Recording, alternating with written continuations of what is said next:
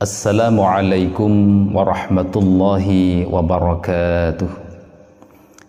Bismillahirrahmanirrahim. Alhamdulillahi rabbil alamin. Al-qail fi kitabihil karim. Warattilil qur'ana tartila. Sadaqallahul aliyyul azim.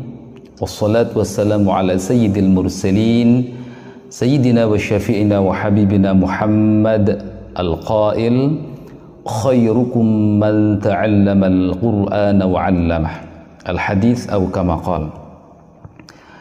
Para muhibbul Quran, para qari'ul Quran, pada kesempatan ini saya akan menjelaskan tentang kesalahan-kesalahan umum yang terjadi kepada sebagian imam-imam sholat berjamaah. Ini menjadi sangat penting karena begitu pentingnya posisi imam dalam membaca suratul Fatihah dengan baik dan benar. Dalam kitab Al-Mawsu'atul Fiqhiyah Al-Kuwaitiyah memberikan penjelasan tentang pentingnya posisi bacaan imam yang benar adalah dijelaskan li'annal imama dhaminun wa yatahammalu ala qiraatil ma'mum, karena imam itu menanggung bacaan makmum itu sendiri, dan itu tidak mungkin kalau bacaannya tidak baik akan menanggung bacaan orang lain. Oleh karenanya akan saya jelaskan beberapa kesalahan-kesalahan umum supaya ini bisa menjadi masukan dan bisa diperbaiki ke depannya. Allahumma amin. Dalam suratul Fatihah ada 7 ayat. Kita mulai dari ayat pertama, di mana dalam pembahasan ini saya akan lebih fokus kepada kesalahan jali yang dapat membatalkan sholat, yang dapat membatalkan sholat, yaitu kesalahan yang yughayyirul makna awil i'rab, yang dapat merubah makna atau i'rab. Pada ayat pertama yaitu basmalah, kita mulai.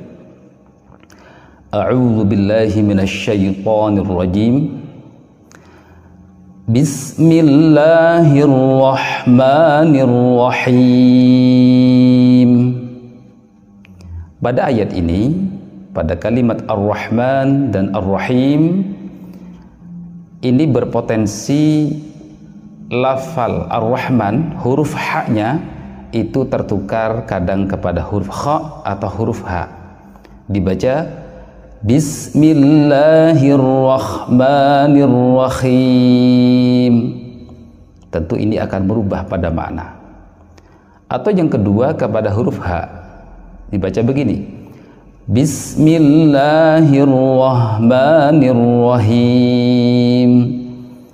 Kadang ha pertama sudah benar, tapi ketika kasrah menjadi ha, dibaca seperti ini, Bismillahirrahmanirrahim.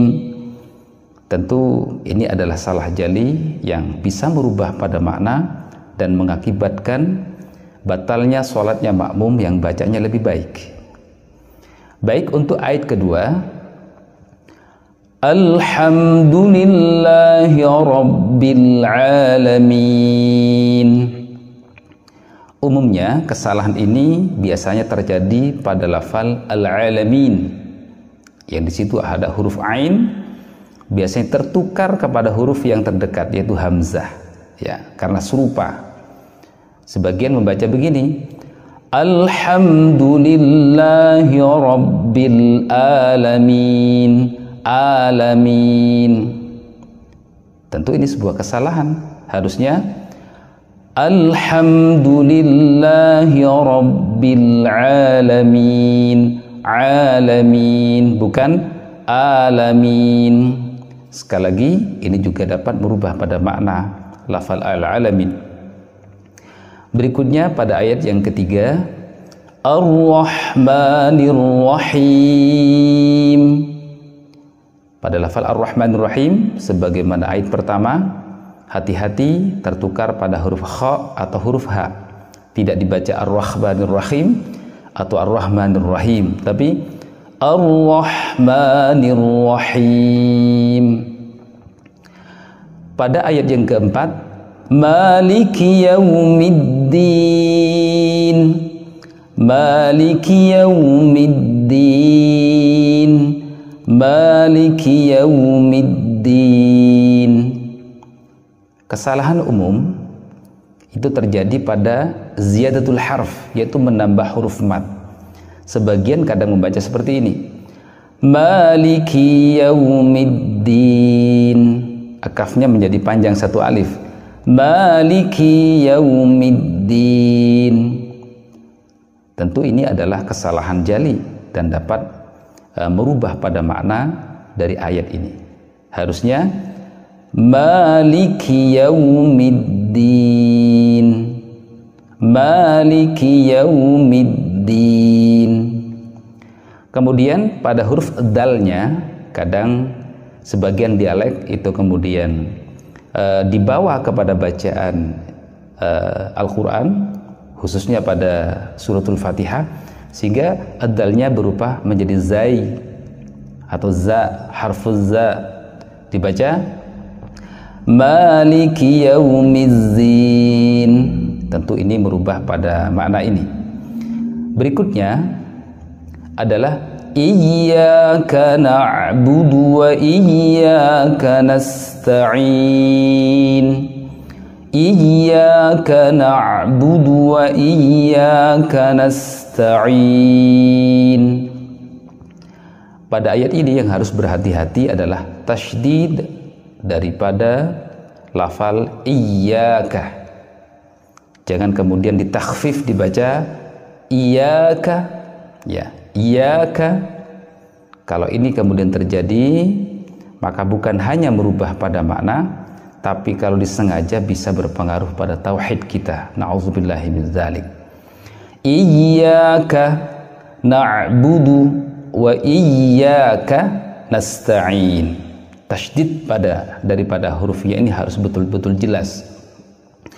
Kemudian ada sebagian kadang-kadang imam sholat itu memanjangkan huruf kaf, ya, sembari kemudian diberhentikan, disaktah, dan ini termasuk bagian dari kesalahan jali yang dapat membatalkan sholat kalau disengaja, dan membatalkan sholat bagi makmum yang lebih baik bacaannya. Seperti ini dibaca Iyyaka na'budu wa iyyaka nasta'in. Jadi akafnya dipanjangkan dan ada saktah, dan itu tidak ada dalam bacaan baginda Rasulullah Sallallahu Alaihi Wasallam melalui guru-guru kita, dari guru-gurunya, dari tabi'in, tabi'in kepada para sahabat, bersambung sanadnya kepada baginda Nabi besar Muhammad Sallallahu Alaihi Wasallam. Harusnya dibaca Iyyaka na'budu wa iyyaka nasta'in. Berikutnya pada ayat yang ke-6, Ihdinas siratal mustaqim, Ihdinas siratal mustaqim, Ihdinas siratal mustaqim. Pada ayat ini yang kemudian rawan terjadi kesalahan jali, yaitu pertama di huruf ta pada lafal al-mustaqim. Kadang-kadang ada sebagian imam itu membaca mustaqim, mustaqim. Ini disebabkan karena huruf ta itu mempunyai sifat istifal, tipis. Kemudian qaf itu mempunyai sifat al-isti'la yang artinya tebal, karena terangkatnya pangkal lidah ke langit-langit. Sehingga karena huruf yang tipis bertemu dengan huruf tebal, kadang-kadang taknya kemudian terpengaruh menjadi tebal, sehingga dibaca Ihdinas siratal mustaqim, mustaqim. Tentu ini merupakan kesalahan jali. Harusnya mustaqim. Berikutnya adalah pada lafal al-mustaqim. Pada lafal al-mustaqim itu artinya di qafnya kadang karena kedekatan makhraj itu kadang-kadang tertukar dengan kaf. sehingga dibaca mustaqim, mustaqim. Ihdinas siratal mustaqim, mustaqim. Tentu ini adalah ibdalul harfi, merubah huruf yang asalnya qaf menjadi kaf. Harusnya ihdinas siratal mustaqim, mustaqim, bukan mustaqim. Ya.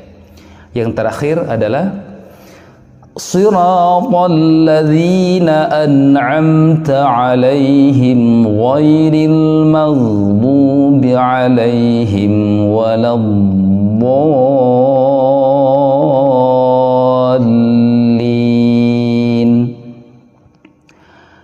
Pada ayat ini yang harus berhati-hati supaya tidak timbul kesalahan yang jali, yaitu pada lafal an'amta.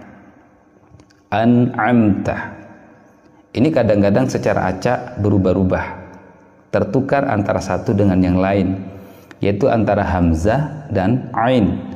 An'amta. Ada sebagian imam itu kemudian tertukar dibaca an'amta, an'amta, atau jadi ain semua, an'amta, suratal ladzina an'amta, atau suratal ladzina an'amta, atau an'amta. Ain di depan, hamzah di belakang. Harusnya hamzah dulu baru ain. Sehingga yang benar adalah siratal ladzina an'amta 'alaihim. Ya, jangan an'amta atau an'amta, tapi harusnya an'amta. An'amta, hamzah lalu ain. Ya. Kemudian berikutnya adalah pada lafal ghairil maghdubi. Al-maghdubi itu sebagian daripada imam kemudian huruf ghinnya tertukar kepada huruf waw, sehingga dibaca begini, ghairil maghdubi, ghairil maghdubi. Jadi mau itu waw, harusnya kan ghain. Ghairil mau, bukan mau. Ya, kalau maudubih itu waw, berarti merubah huruf ghain kepada waw, dan ini adalah khata' jali yang dapat membatalkan sholat bagi makmum yang lebih baik bacaannya atau seseorang yang mampu kemudian disengaja. Nah, para qari'ul Quran yang paling terakhir adalah di lafal waladdallin, kadang lamnya yang terakhir itu tidak tertasydid. Ada sebagian baca seperti ini, ghairil maghdubi 'alaihim waladdallin. Ya, ini tasdid lam yang terakhir itu menjadi hilang. Harusnya ghairil maghdubi 'alaihim waladdallin. Itulah para qari'ul Quran, kesalahan-kesalahan umum yang masuk dalam kategori jali dan dapat yubtilus shalah, dapat membatalkan pada sholat. Oleh karena itu perlu kiranya kepada para imam yang merasa kemudian bacaannya antara huruf satu yang serupa tertukar, itu harus banyak latihan, banyak berguru kepada ustadz-ustadz di setempat yang lebih fasih, dan pastikan guru yang kemudian dijadikan mutalaqi, dijadikan guru, mempunyai sanad bacaan yang bersambung kepada baginda Nabi besar Muhammad sallallahu alaihi wasallam. Para qari'ul Quran, ini adalah bagian pertama yang sudah kami jelaskan tentang kesalahan-kesalahan umum yang masuk dalam kategori jali. Insyaallah pada bagian berikutnya akan saya sampaikan tentang kesalahan-kesalahan khafi, ya, yang seharusnya seorang imam itu tidak boleh melakukan itu, karena kefasihan seorang dalam menjadi imam itu dalam fikih menjadi faktor terpenting kedua. Jadi kalau dalam ilmu fikih dijelaskan, kriteria imam yang lebih berhak menjadi imam itu pertama al-afqah, orang yang paling alim fikihnya, terutama fiqhus shalah. Yang kedua al-aqra, orang yang paling bagus bacaannya, ya. Jadi menjadi posisi kedua, baru al-awra yang lebih wara, baru kemudian al-ansab nasabnya, baru terakhir adalah al-asyakh, faktor usia. Jadi nasab dan usia itu sebetulnya ada di faktor paling bawah. Yang terpenting adalah al-afqah dan al-aqra, bacaan, ya, bacaan.